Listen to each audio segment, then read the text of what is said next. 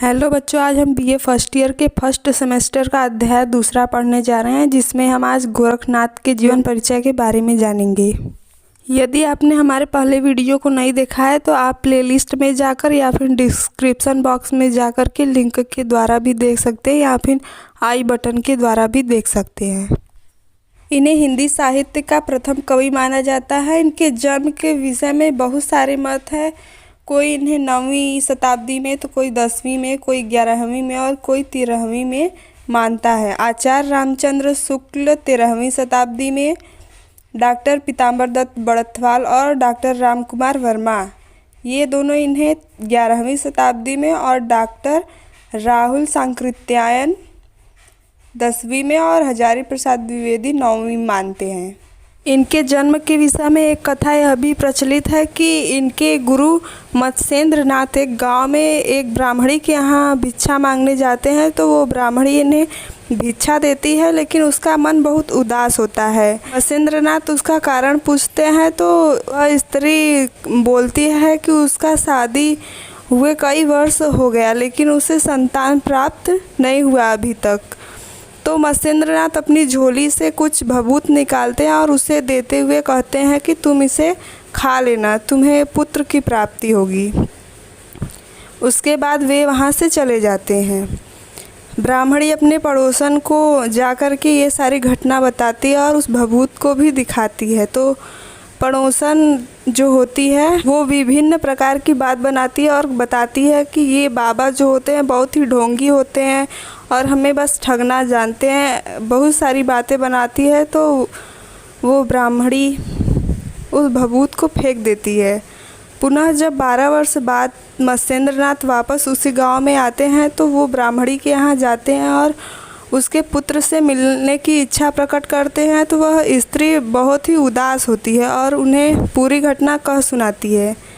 उसके बाद वो उस स्थान को पूछते हैं जहाँ उस स्त्री ने भभूत को फेंका था। वह स्त्री उस स्थान पर उन्हें लेकर के जाती है। तो वे वहाँ पर जाकर के पुत्र पुत्र ऐसा पुकारते हैं, तो वहाँ पर एक बालक दौड़ता हुआ आता है और उनके पास खड़ा हो जाता है।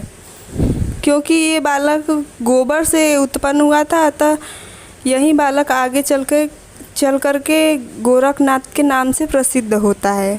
नई खोज यानी कि आज की खोज के अनुसार यह माना जाता है कि इन्होंने अपनी पहली रचना 13वीं शताब्दी में लिखी थी। अत्यधिक इनके जन्म स्थान के बारे में बात करें तो ये गोदावरी नदी के चंद्रगिरी में नेपाल में स्थित है, जो कि यहाँ पे माना जाता है। डॉक्टर रांगेय इनके जन्म स्थान को पेशावर के निकट गोरखपुर में मानते हैं और कुछ लोग हैं कि ये झेलम से गोरखपुर आए थे। इनकी जाति को देख लेते हैं, यानी कि ये किस कुल के थे। डॉक्टर हजारी प्रसाद द्विवेदी और डॉक्टर प्रहलाद जोशी एवं डॉक्टर रांगेय राघव ये इन्हें ब्राह्मण कुल में उत्पन्न हुआ मानते हैं। आचार्य हजारी प्रसाद द्विवेदी ने इनके चरित्र की विशेषताओं के आधार पर इन्हें शंकराचार्य के बाद दूसरा महिमाशाली व्यक्तित्व वाला महापुरुष प्रमाणित किया है। आइए इनके मृत्यु के बारे में देख लेते हैं। इनके मृत्यु के बारे में भी बहुत ज़्यादा मतभेद है। कोई कहीं तो कोई कहीं मानता है। ज्ञानेश्वर चरित्र इन्हें महाराष्ट्र में और योगी संप्रदाय विस्कृति इन्हें गर्त में यानी कि गड्ढे में उत्पन्न हुआ मानते हैं। आइए कृतियाँ यानी कि रचनाएं देख लेते हैं। गोरखनाथ के कुल 40 ग्रंथ माने जाते हैं, जिसमें कि डॉक्टर बड़थवाल इनके द्वारा रचित केवल 14 रचनाएं ही मानते हैं, जिसमें शब्दी पद, प्राण सकली, शिव्या दर्शन, नखय बोध, अभय मात्रा जोग, आत्मबोध एवं पंचमात्रा शामिल है। मिश्र बंधुओं का मानना है कि इनके 9 ही संस्कृत ग्रंथ हैं और आचार्य रामचंद्र शुक्ल 12 हिंदी ग्रंथ, आचार्य द्विवेदी 28 तथा 30 हिंदी ग्रंथ मानते हैं, लेकिन ये अभी तक प्रमाणित नहीं हो पाए हैं। डॉक्टर रामकुमार वर्मा का मानना है कि इनके केवल 6 ही हिंदी ग्रंथ प्रमाणित हो पाए हैं।